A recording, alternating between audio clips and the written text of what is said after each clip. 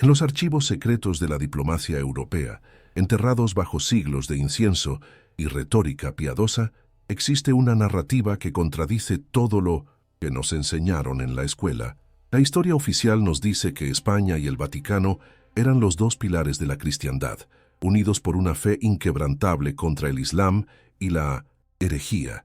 Nos imaginamos al rey de España y al Papa caminando de la mano bajo un mismo palio. Pero la realidad, escrita en tinta invisible y sellada con cera roja en los despachos de Roma, era una guerra fría constante, brutal y silenciosa. Mientras los soldados españoles morían en las fronteras de Europa, con el nombre de Cristo en los labios, los pontífices tejían alianzas secretas con los peores enemigos de España. No fue un malentendido, fue una política de Estado. El Vaticano tenía un miedo atroz, el miedo a ser devorado por su propio defensor. Y para evitar que España fuera demasiado poderosa, los papas no dudaron en abrir las puertas de Italia a los franceses, conspirar con los protestantes e incluso, en momentos de desesperación maquiavélica, guiñar un ojo al sultán turco. Esta es la historia de cómo la hija predilecta de la Iglesia fue tratada en realidad como la mayor amenaza para la libertad del Papa. Para comprender la raíz de esta traición, debemos situarnos en el tablero de ajedrez de la Italia del Renacimiento. A finales del siglo XV y principios del XVI, el Papa no era solo un líder espiritual, era un príncipe territorial, el monarca absoluto de los estados pontificios, una franja de tierra que cortaba la península itálica por la mitad. Su prioridad no era el cielo, era la tierra, era mantener sus fronteras, cobrar sus impuestos y asegurar que ninguna potencia extranjera fuera lo suficientemente fuerte como para darle órdenes. Durante siglos, el Vaticano había jugado al equilibrio, enfrentando a franceses contra alemanes, a venecianos contra florentinos. Pero de repente, surgió un gigante que rompió el equilibrio: España.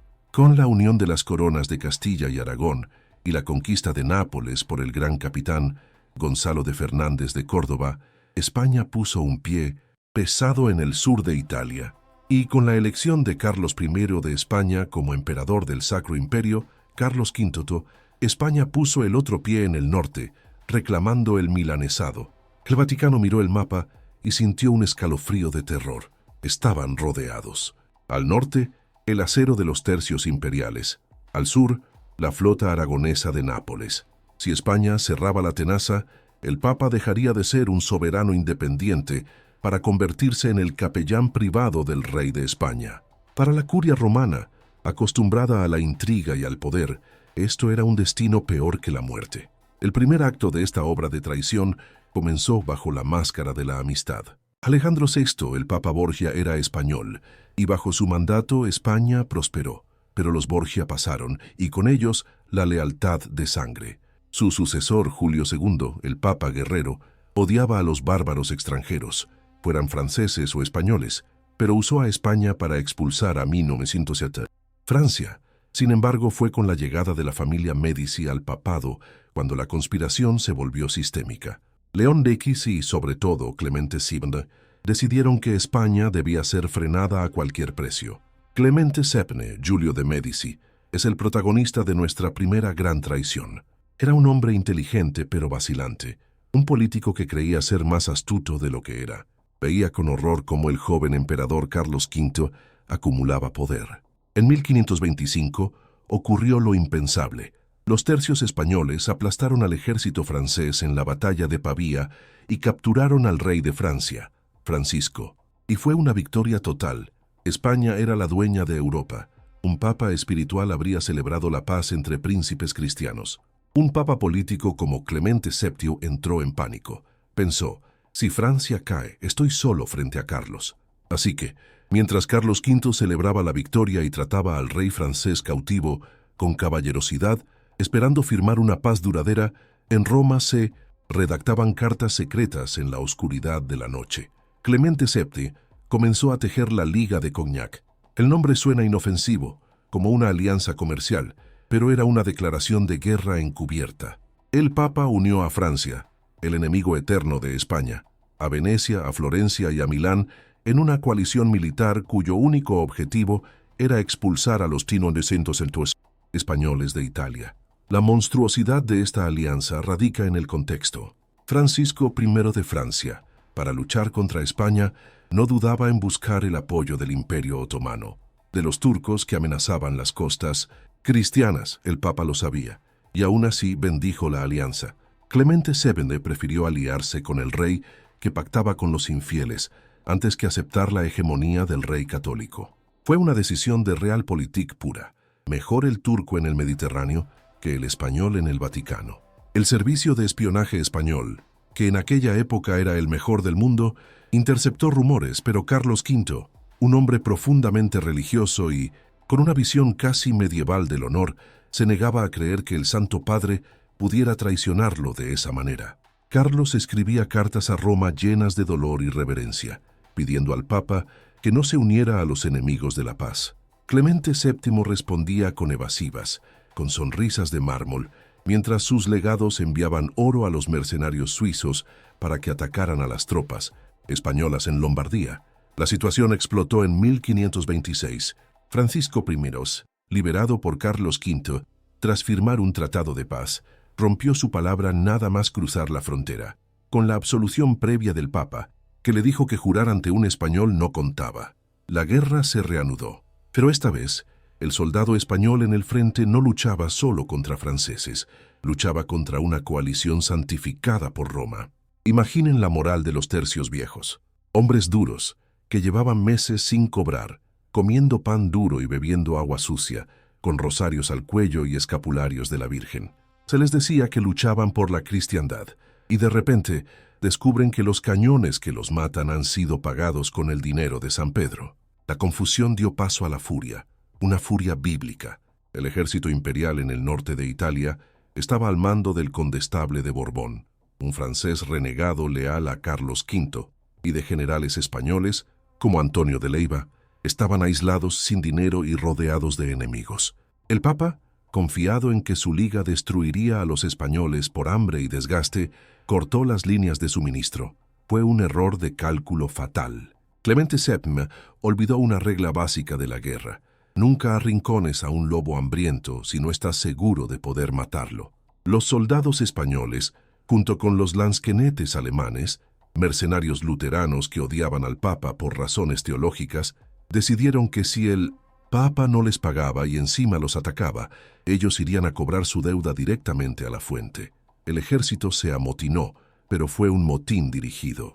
Desobedecieron las órdenes de esperar y empezaron a marchar hacia el sur, hacia Roma. La marcha sobre Roma en 1527 no fue una invasión ordenada, fue una marea de resentimiento. Clemente VII, desde sus ventanas en el Vaticano, vio acercarse la tormenta que él mismo había conjurado. Intentó negociar en el último minuto, intentó sobornar a los líderes, pero era tarde. La diplomacia secreta le había estallado en la cara. El 6 de mayo de 1527, las tropas imperiales asaltaron las murallas de Roma. El condestable de Borbón murió en el primer asalto. Se dice que por un disparo del orfebre Benvenuto Cellini, y con su muerte desapareció el último rastro de disciplina. Lo que siguió el saco de Roma es a menudo descrito como un acto de barbarie alemana. Pero los cronistas de la época señalan algo muy interesante sobre los españoles. Mientras los alemanes destrozaban imágenes y se burlaban de los ritos católicos, los españoles se dedicaron a una violencia más selectiva y política. Saqueaban los palacios de los cardenales que habían apoyado la Liga contra España, buscaban el oro que el Papa les había negado.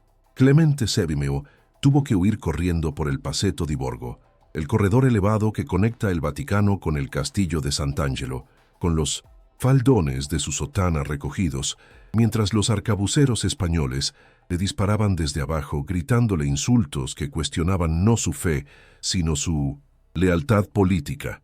El Papa quedó asediado en su propia fortaleza, prisionero del emperador al que había intentado destruir.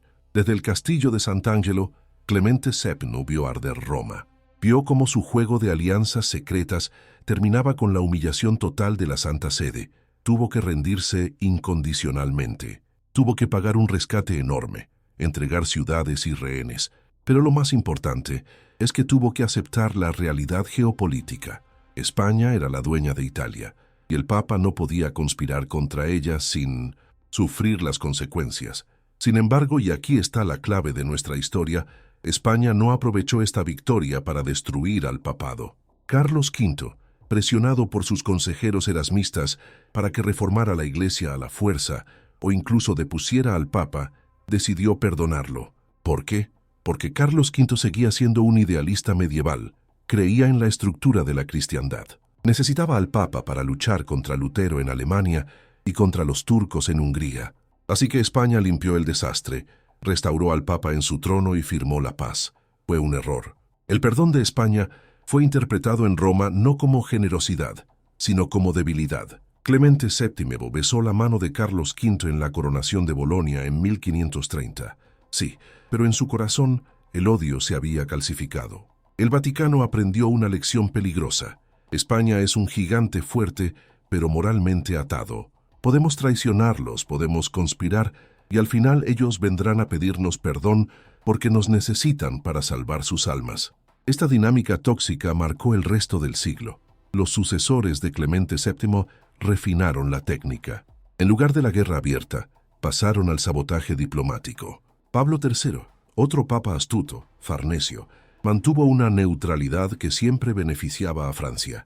Negaba a Carlos V el permiso para vender tierras eclesiásticas para financiar las guerras contra los protestantes, mientras hacía la vista gorda con los pactos de Francia con los luteranos. El Vaticano empezó a jugar un juego de doble cara magistral. En público alababan a España como la espada de la Iglesia. En privado, en los despachos de la Secretaría de Estado, los nuncios recibían instrucciones de poner palos en las ruedas de la política española en todas las cortes de Europa. Divide et impera. Si España conseguía pacificar Alemania y unir a los cristianos, el Papa perdería su influencia política entre las naciones enfrentadas. El Vaticano necesitaba el conflicto para ser necesario. El soldado español, el Juan español que se helaba en las guardias, no sabía nada de esto. Él seguía creyendo en la cruzada, y esa fe inocente era el combustible que el Vaticano quemaba en su motor político. España ponía los muertos en Túnez, en Argel, en el Danubio y en el Elba.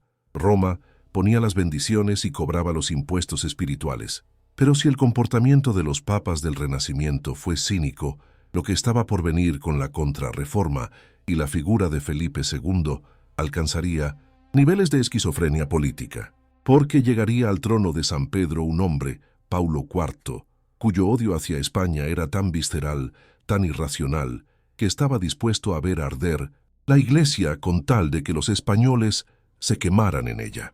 La alianza secreta estaba a punto de dejar de ser secreta para convertirse en una obsesión personal. Y esa historia, la de cómo un papa declaró la guerra santa contra el rey más católico de la historia, es la que veremos en la siguiente parte. Si Carlos V tuvo que lidiar con la astucia florentina de los Médici, su hijo, Felipe II, se enfrentó a algo mucho más peligroso: el odio volcánico y visceral de la familia Carafa.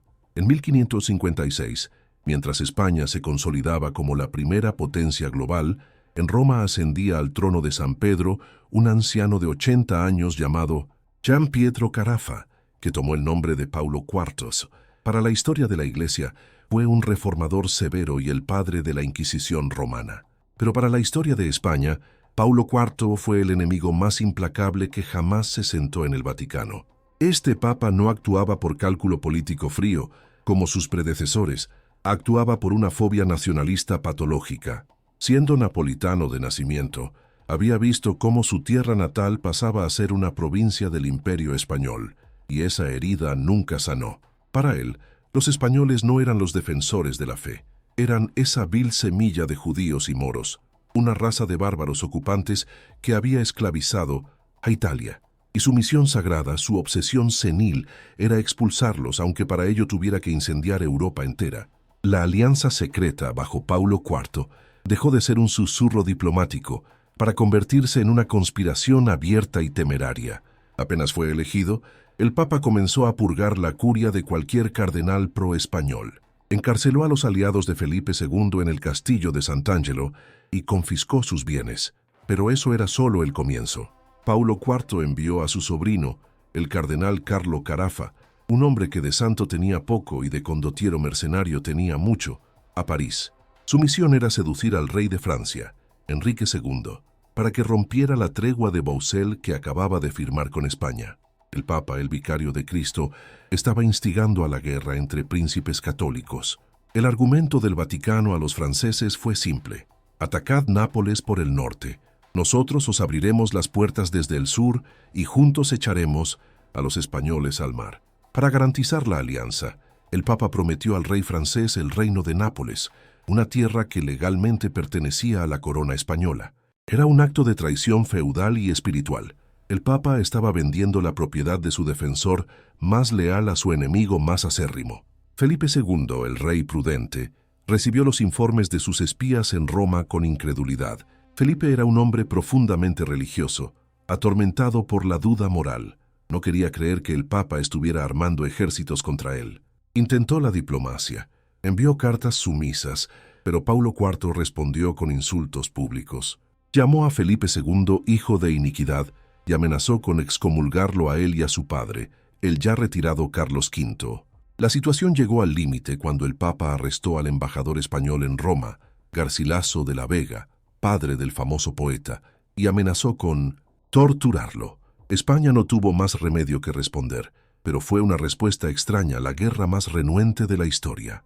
Felipe II ordenó a su mejor general, Fernando Álvarez de Toledo, el gran duque de Alba, que marchara desde Nápoles hacia Roma. Pero las órdenes de Alba eran estrictas y paradójicas. Haced la guerra a su santidad, pero sin dañar su persona, y tratad de no vencer demasiado. España quería asustar al Papa, no destruirlo. La campaña de 1556-1557 fue surrealista. Los tercios españoles, la mejor infantería del mundo, avanzaban por la campiña romana, aplastando a las tropas papales, que eran una mezcla ineficaz de mercenarios y reclutas forzosos. Pero antes de cada batalla, el duque de Alba enviaba un heraldo pidiendo disculpas al enemigo. No luchamos contra la Iglesia, luchamos contra los malos consejeros del Papa, decía la propaganda española. Era una mentira piadosa para mantener la moral de la tropa. Los soldados españoles, con sus rosarios y sus escapularios, se sentían espiritualmente esquizofrénicos. Estaban matando a los soldados del Papa para defender al rey católico. El colmo de la conspiración vaticana se reveló cuando los franceses, cumpliendo su pacto secreto con Carafa, invadieron Italia. Un ejército francés bajo el mando del duque de Guisa bajó hacia el sur para unirse a las tropas papales. El plan era atrapar a los españoles en una tenaza, pero el genio militar del duque de Alba y la incompetencia de los generales papales frustraron el plan. Alba maniobró magistralmente, evitando una batalla campal decisiva y dejando que el ejército francés se consumiera por las enfermedades y la falta de suministros. Finalmente, con los franceses derrotados en la batalla de Saint-Quentin, en el norte de Francia, y los ejércitos papales desmoralizados, el duque de Mindomizin-Tuchum, Alba llegó a las puertas de Roma. La ciudad estaba indefensa. El pueblo romano, harto de la guerra y de los impuestos de los Carafa, estaba listo para abrir las puertas a los españoles. Paulo IV estaba a merced de Felipe II. España tenía la oportunidad de oro para imponer un control definitivo sobre el papado, para forzar una reforma que alineara los intereses de la Iglesia con los del imperio. Pero entonces ocurrió lo inexplicable para cualquier observador cínico de la política. España se rindió ganando.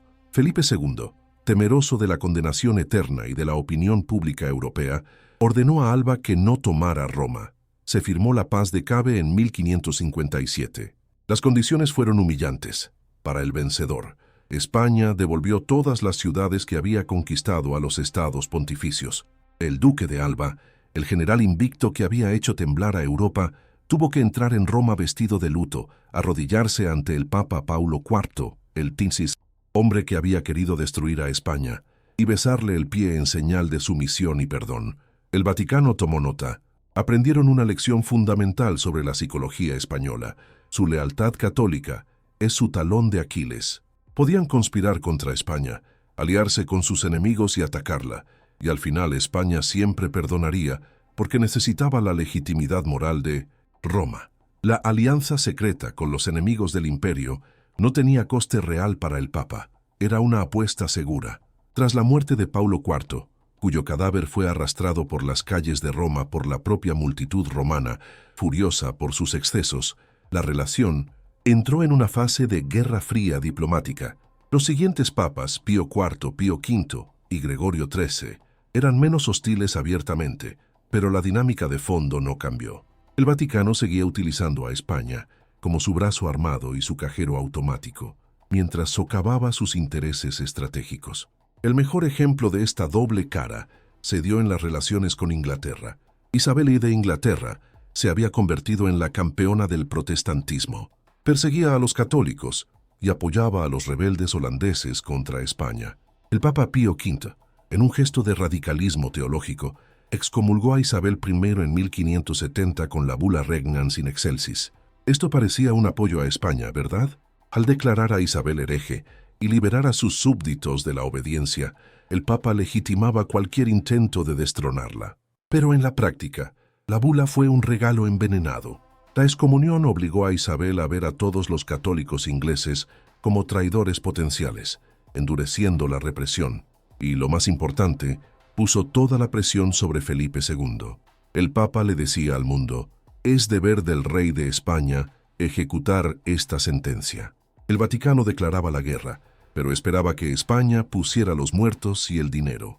Durante décadas los nuncios papales presionaron a Felipe II para que invadiera Inglaterra. Es la voluntad de Dios. Es una cruzada. Felipe II dudaba. Sabía que España estaba agotada financieramente. Sabía que una invasión anfibia era arriesgada. Pero Roma insistía, cuestionando sutilmente la fe del rey si no actuaba. Finalmente Felipe II cedió. Se preparó la Gran Armada de 1588. Y aquí entra en escena el Papa Sixto V, un personaje fascinante y maquiavélico. Sixto V prometió a Felipe II una ayuda financiera masiva, 1.000.000 de ducados de oro para la invasión. Era un contrato firmado. Parecía que, por fin, el Vaticano ponía su dinero donde ponía su boca. Pero Sixto V jugaba con las cartas marcadas. Los documentos diplomáticos venecianos de la época revelan la verdadera opinión de Sixto V. El Papa admiraba a Isabel I y a Francis Drake. ¡Qué gran reina! Si tan solo fuera católica, sería nuestra hija predilecta. Mirad cómo desafía al monarca más poderoso de la tierra, solía exclamar en privado. Sixto V temía una victoria total española. Si Felipe II conquistaba Inglaterra, rodearía a Francia y controlaría el papado por completo. Así que Sixto V redactó las condiciones de la ayuda financiera con una astucia legal diabólica. El 1.000.000 de ducados se pagaría solo después de que el primer soldado español desembarcara con éxito en suelo inglés. No daría ni un céntimo para la construcción de los barcos, ni para las provisiones, ni para la paga de los marineros. Todo el riesgo era español. Cuando la Armada Invencible zarpó, el Vaticano mantuvo un silencio expectante. No hubo oraciones públicas masivas ordenadas por el Papa para el éxito de la empresa. Era como si Roma estuviera esperando ver qué pasaba antes de elegir bando. Y cuando llegó el desastre, cuando las tormentas y la flota inglesa dispersaron a los barcos españoles, Sixto V no mostró dolor, mostró alivio. El conde de Olivares, padre del futuro valido, y el embajador español en Roma fueron al Vaticano a pedir el dinero prometido. Argumentaron que la intención había sido clara, que el esfuerzo se había hecho, que España estaba arruinada y necesitaba ayuda. Sixto V se negó en redondo, se aferró a la letra del contrato. No hubo desembarco, no hay dinero. El Papa se ahorró el 1.000.000. Felipe II se quedó con la deuda y los muertos.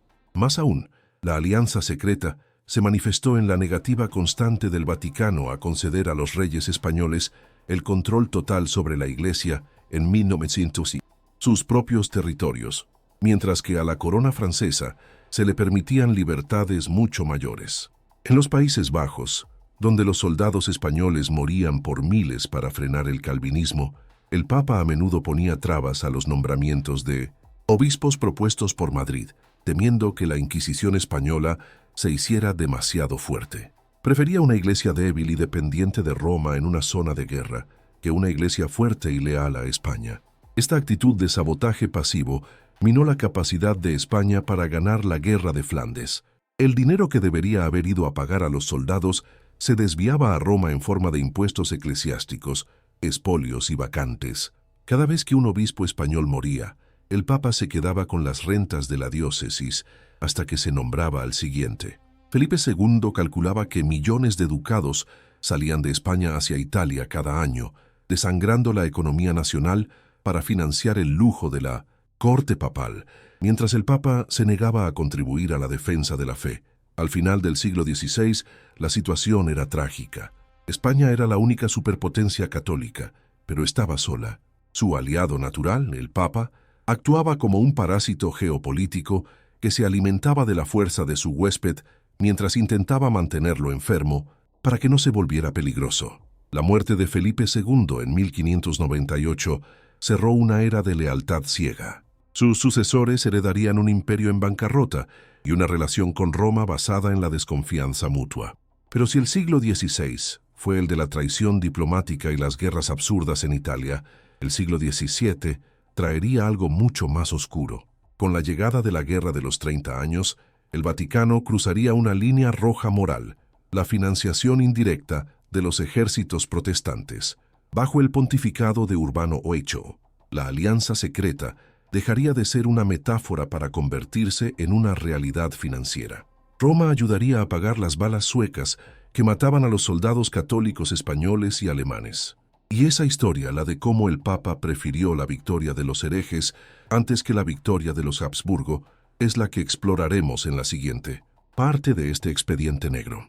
Si el siglo XVI fue el escenario de una rivalidad familiar disfuncional entre España y Roma, el siglo XVII se convirtió en la escena de un crimen premeditado. España entró en el año 1600 exhausta, con las arcas vacías y una demografía menguante, pero con la voluntad intacta de seguir siendo el brazo de 1900 Dios.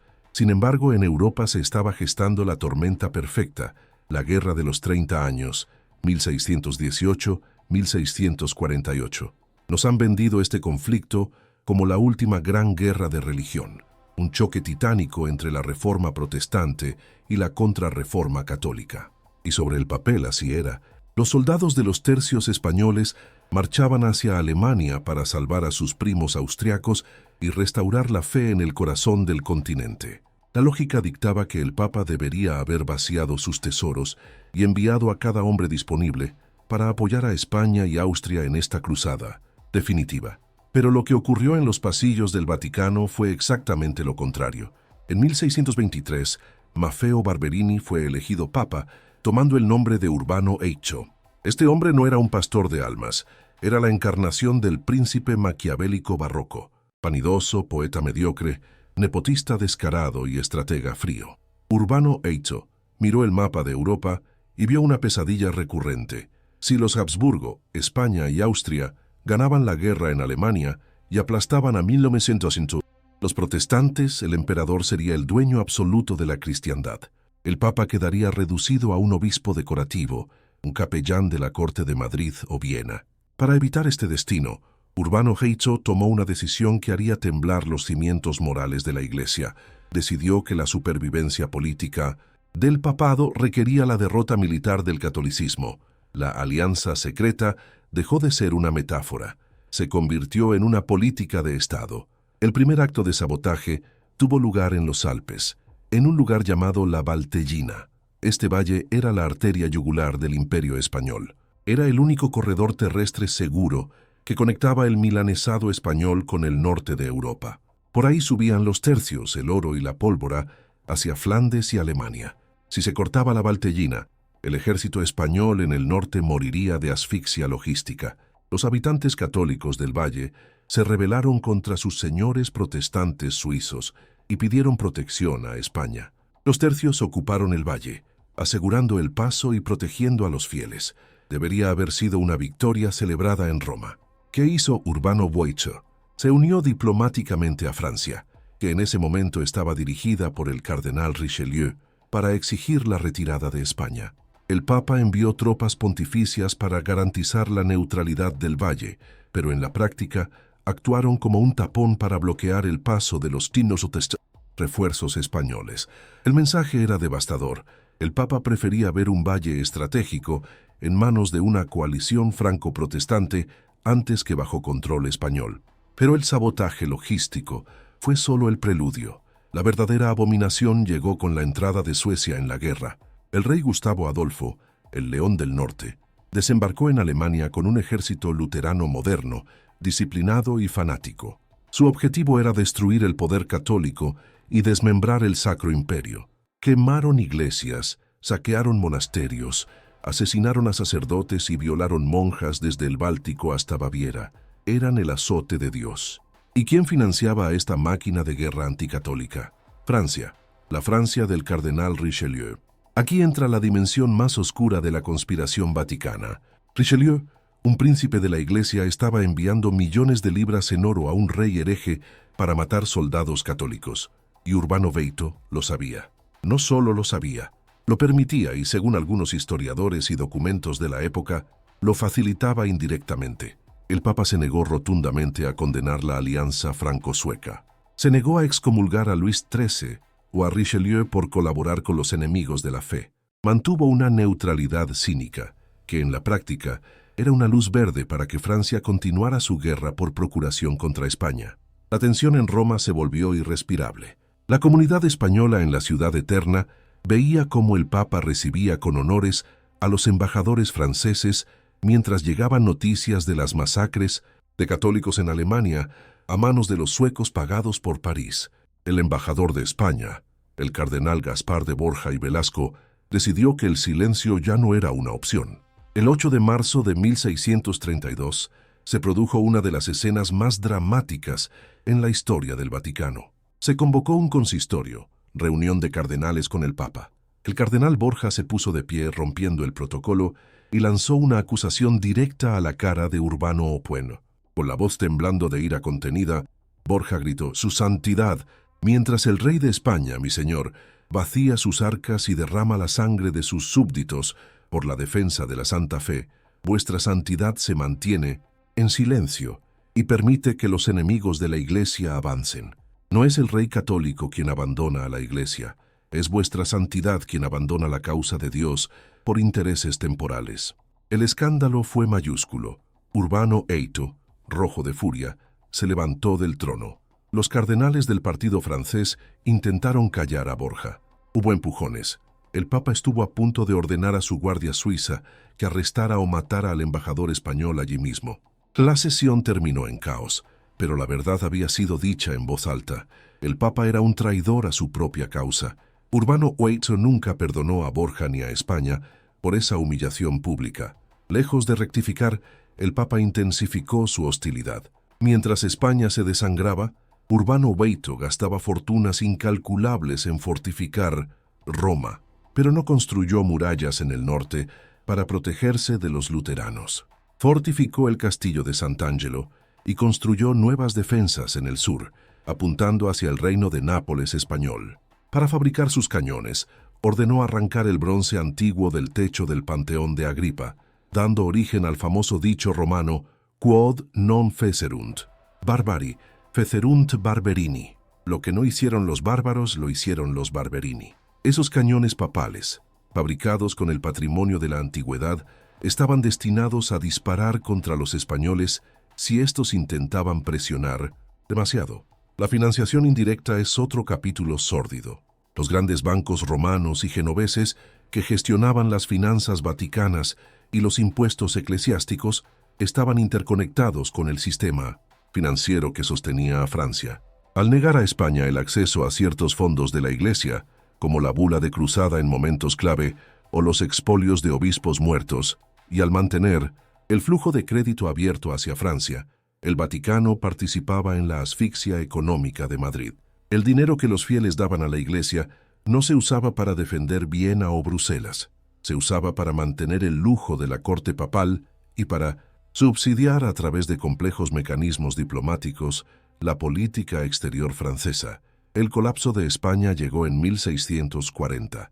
Fue el año del desastre. Cataluña se rebeló y se entregó a Francia.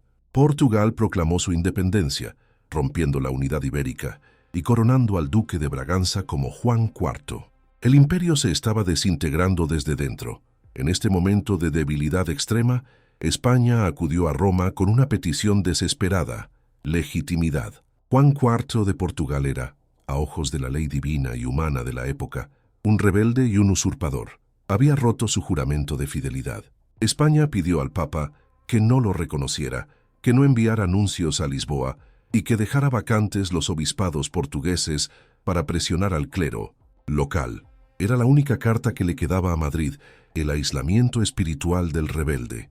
¿Qué hizo el Vaticano? Olió la sangre. Roma vio en la fragmentación de la península ibérica una oportunidad de oro. Una España unida era peligrosa. Una España rota y enfrentada a Portugal era manejable. Urbano Feito y sus sucesores, Inocencio X, jugaron a la ambigüedad durante un tiempo, pero pronto empezaron a tratar con los rebeldes portugueses bajo la mesa. Enviaron emisarios secretos. Reconocieron de facto la independencia mucho antes de que la guerra terminara. El Vaticano apostó por la destrucción de la unidad hispánica, porque eso garantizaba su propia seguridad en Italia. Fue la puñalada por la espalda definitiva a la monarquía, que había sido su único sostén real durante siglo y medio. La Guerra de los 30 años terminó en 1648 con la Paz de Westfalia. Fue la derrota formal de España y Austria. Se reconoció la independencia de Holanda. Se aceptó que el protestantismo había venido para quedarse. El sueño de la cristiandad unida bajo la guía del Papa y la espada del emperador había muerto. Y aquí llegamos a la cumbre de la hipocresía vaticana. Cuando se firmó el tratado, el Papa Inocencio X publicó la bula Celo Domus Dei. En ella condenaba la Paz de Westfalia con una retórica de fuego.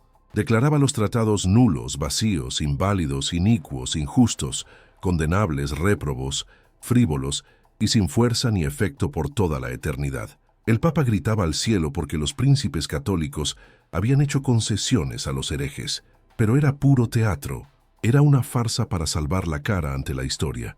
El Vaticano protestaba por el resultado de una guerra que él mismo había ayudado a perder. Si Roma hubiera puesto todo su peso moral, financiero y diplomático del lado de España desde el principio, si hubiera excomulgado a Richelieu, si hubiera cerrado el paso de la Valtellina a los enemigos, quizás el resultado habría sido diferente, pero el Papa prefirió debilitar a su defensor. Y cuando el defensor cayó agotado y cubierto de heridas, el Papa lo acusó de cobarde por firmar la paz. España firmó Westfalia ignorando los gritos del Papa. Fue el momento en que la venda cayó de los ojos de los estadistas españoles. Comprendieron que estaban solos. Comprendieron que la Guerra Santa había sido una estafa piramidal donde ellos ponían los muertos y otros recogían los beneficios políticos. La segunda mitad del siglo XVII fue un lento y doloroso funeral para la hegemonía española. En el trono se sentaba Carlos II, el hechizado, un rey enfermo y estéril, símbolo viviente de la decadencia. Y el Vaticano, viendo que el caballo español estaba moribundo, preparó su último cambio de lealtades. Ya no disimulaban. Los nuncios papales en Madrid se convirtieron en agentes activos de la facción francesa. Su objetivo era asegurar que la inmensa herencia española, América, Italia, Flandes, no pasara a la rama austriaca de los Habsburgo, sino a los Borbones de Francia. ¿Por qué? Porque Francia era ahora la potencia dominante. Y la política del Vaticano siempre fue la misma, aliarse con el fuerte para sobrevivir, aunque el fuerte fuera un rey como Luis XIV, que despreciaba la autoridad papal y controlaba su propia Iglesia nacional. La traición se consumó en el lecho de muerte de Carlos II, donde el cardenal Portocarrero, siguiendo instrucciones de Roma, forzó la conciencia del rey moribundo para que entregara su imperio a Francia, pero esta maniobra final tendría un coste imprevisto. Al destruir a España y encumbrar a Francia, el Vaticano estaba alimentando a la bestia que lo devoraría. Estaba allanando el camino para la Ilustración, el regalismo y, finalmente, la revolución que secuestraría a los papas. En la última parte de nuestra historia, veremos el desenlace fatal de este juego.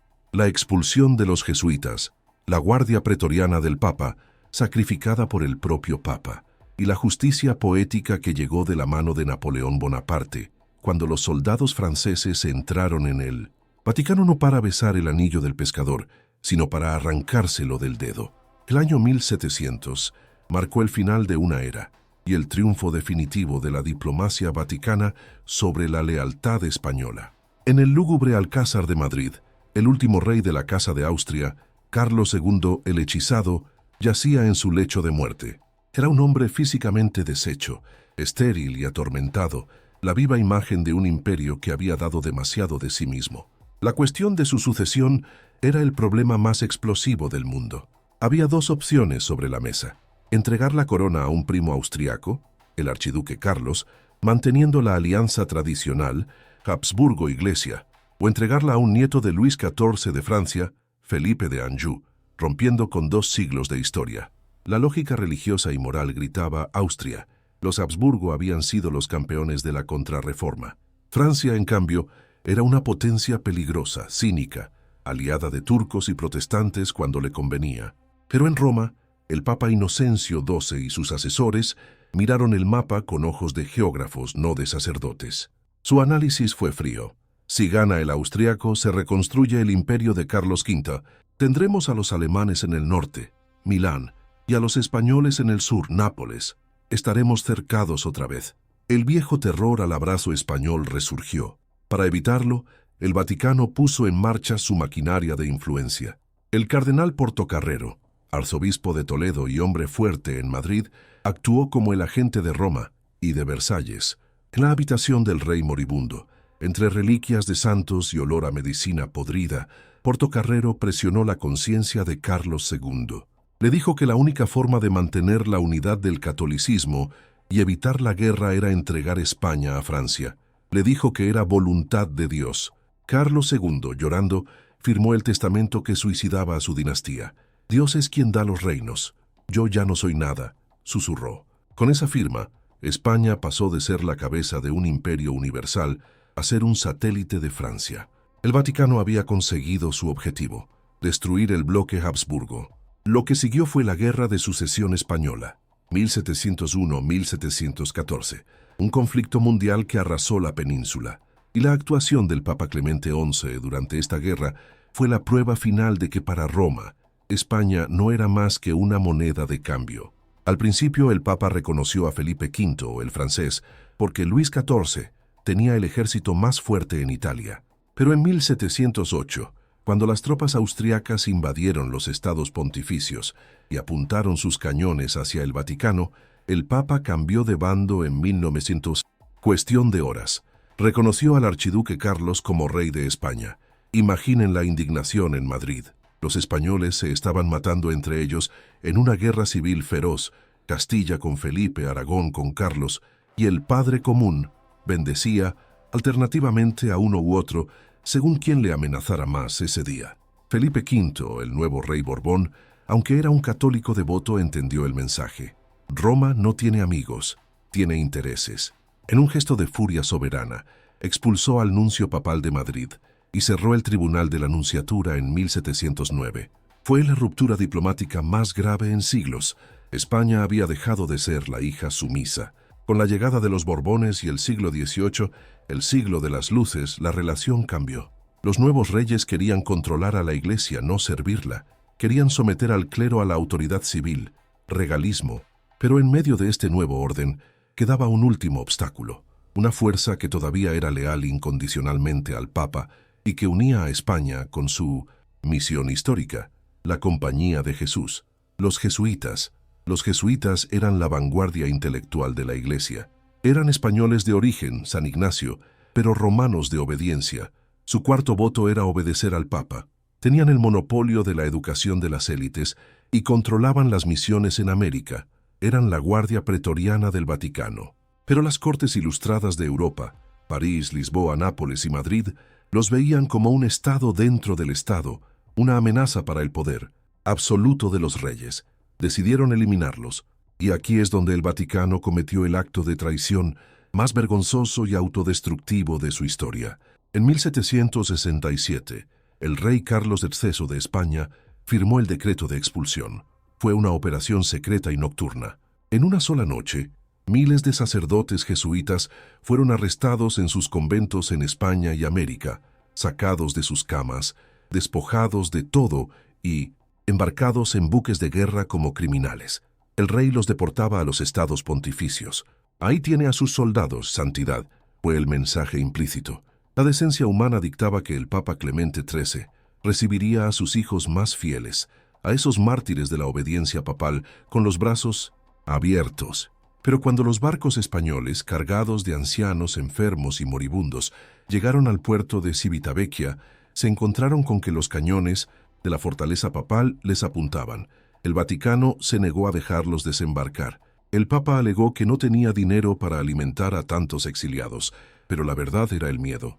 Miedo a enemistarse con los reyes de Francia y España si acogía a los enemigos del Estado.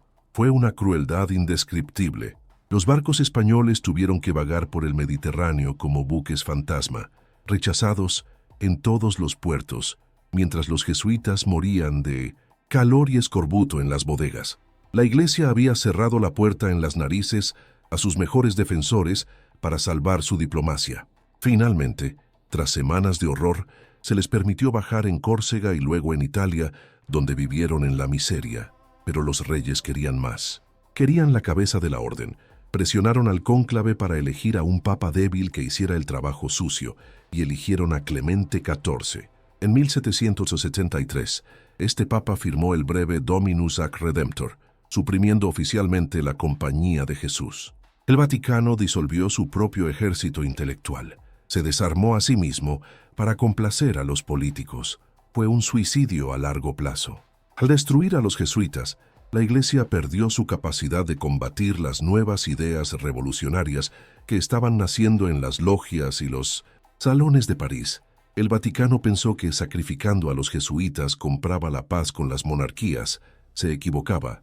Solo estaba alimentando al cocodrilo con la esperanza de ser comido el último. La factura final de 3 siglos de traiciones llegó en 1789. La Revolución Francesa estalló. Francia, la nación que los papas habían protegido y mimado para que sirviera de contrapeso a España, la hija predilecta, se volvió loca.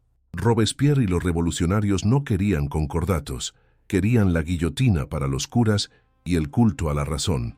La inversión francesa del Vaticano se convirtió en una pesadilla, y entonces apareció el ejecutor del karma histórico, Napoleón Bonaparte. En 1796, el joven general Bonaparte invadió Italia. Las tropas francesas, herederas de esa Francia que el Papa había preferido sobre España, entraron en los estados pontificios. No venían a besar el anillo, venían a saquear. Se llevaron obras de arte, impusieron tributos humillantes y arrebataron territorios. En 1798, el general Berthier entró en Roma y proclamó la República Romana.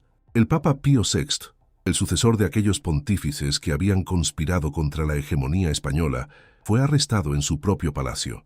La escena es de una justicia poética brutal. Los soldados franceses le arrancaron el anillo del pescador del dedo, saquearon sus habitaciones. Lo sacaron de Roma a la fuerza, arrastrándolo como a un prisionero común hacia el norte, cruzando los Alpes en invierno. El Papa anciano y enfermo miraba hacia el sur, quizás esperando ver las velas de la Armada Española o las picas de los tercios acudiendo al rescate, como siempre habían hecho. Pero no había nadie. España estaba arruinada, gobernada por un rey imbécil, Carlos IV, y un favorito corrupto, Godoy, y atada a una alianza suicida con la propia Francia, que estaba secuestrando al Papa. La defensora de la fe ya no tenía espada. El Vaticano se había asegurado, durante 200 años, de debilitar a España para que no fuera una amenaza. Y lo había hecho tan bien que ahora España era demasiado débil para ser una salvación. Pío VI murió prisionero en Valence, Francia, en 1799. El funcionario del registro civil, con una ironía revolucionaria, escribió en su certificado de defunción: fallecido el ciudadano Braschi, de profesión pontífice. Parecía el fin de la Iglesia. Su sucesor, Pío VII, sufrió humillaciones aún peores. Napoleón lo obligó a ir a París para su coronación imperial en 1804. En Notre Dame, Napoleón tomó la corona con sus propias manos y se la puso él mismo, dejando al Papa sentado como un mueble decorativo, un testigo mudo e impotente. Después, cuando el Papa intentó resistirse al bloqueo continental, Napoleón lo secuestró. Pío VII pasó años prisionero en Savona y Fontainebleau, solo, aislado, fregando su propia ropa. Durante ese cautiverio, mientras el vicario de Cristo lloraba su soledad, ocurrió el último milagro de la fe española.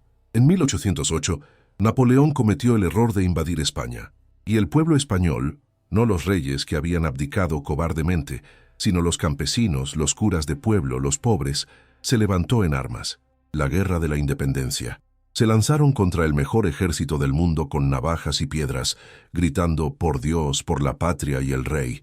A pesar de todo, a pesar de los siglos de desprecio romano, a pesar de que el Papa no había movido un dedo por ellos, los españoles seguían muriendo. Por su fe. Fue la úlcera española la que desangró al imperio napoleónico. Fue la resistencia feroz de ese pueblo fanático la que ayudó a derribar al tirano, que tenía al Papa en una jaula. España salvó a la Iglesia una última vez, no por orden del Vaticano, sino por instinto visceral. Cuando Napoleón cayó en 1815 y se celebró el Congreso de Viena, el Papa recuperó sus estados pontificios. Pero el mundo había cambiado para siempre. El poder temporal del Vaticano era ya una sombra, un anacronismo que sobreviviría apenas 50 años más hasta que Italia lo unificara. Y España había perdido su alma. Había perdido su imperio americano. Las independencias comenzaron precisamente en ese vacío de poder y había perdido su cohesión interna. La conclusión de esta historia milenaria es amarga. ¿Por qué el Vaticano traicionó a España? No fue por odio teológico, fue por miedo político. Desde el Renacimiento, los papas vieron en la monarquía católica española un abrazo tan fuerte que temían morir asfixiados. Prefirieron una Europa dividida y en guerra. Prefirieron pactar con herejes y cismáticos antes que aceptar una pax hispánica que hubiera garantizado el triunfo del catolicismo, pero que habría convertido al Papa en un súbdito del rey de España.